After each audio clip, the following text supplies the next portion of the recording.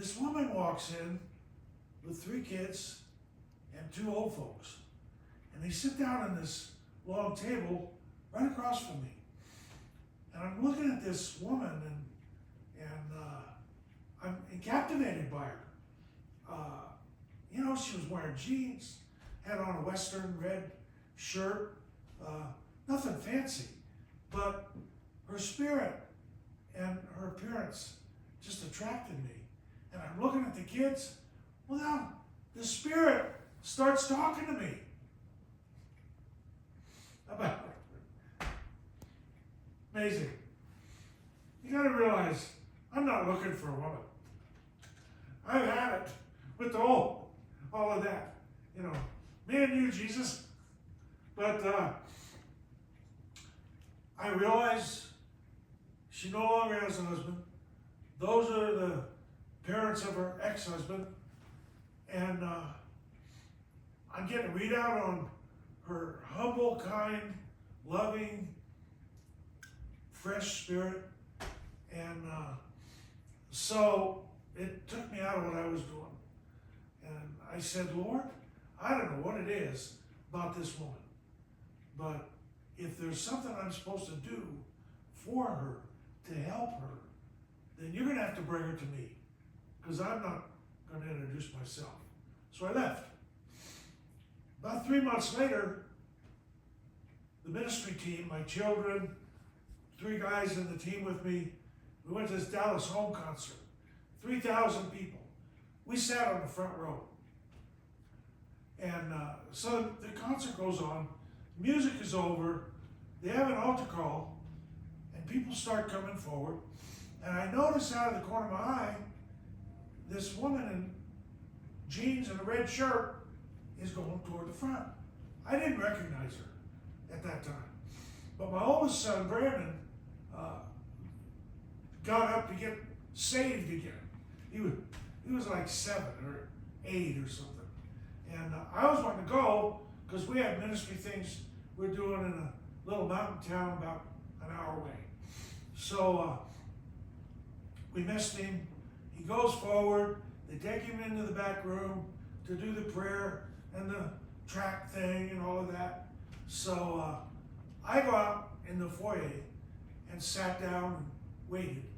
And so 3,000 people are filing out, and there's a little group of people standing in line to talk to me, because people start recognizing who I am.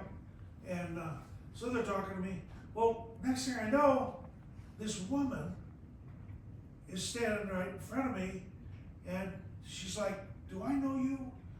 And I looked at her and I said, no. And when I said, no, I don't think so, it dawned on me, my God, it's the woman. It's the woman in Village Inn with the kids.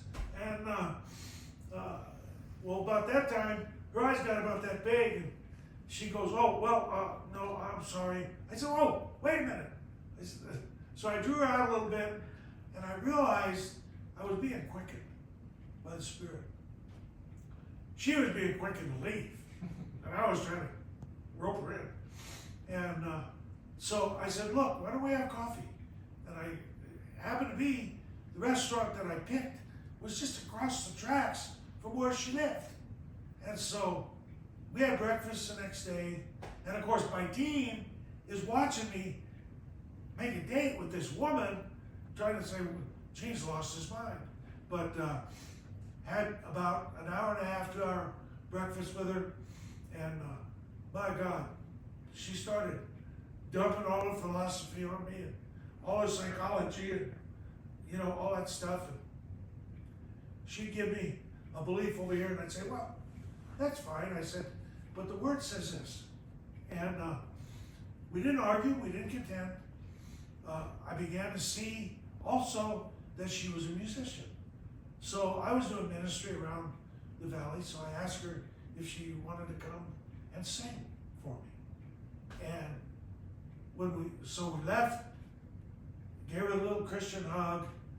She got in her little car, drove away. I got in my van. I sat behind the wheel. I said, Lord Jesus, I thank you that I'm not married I said, my whole ministry would go to her.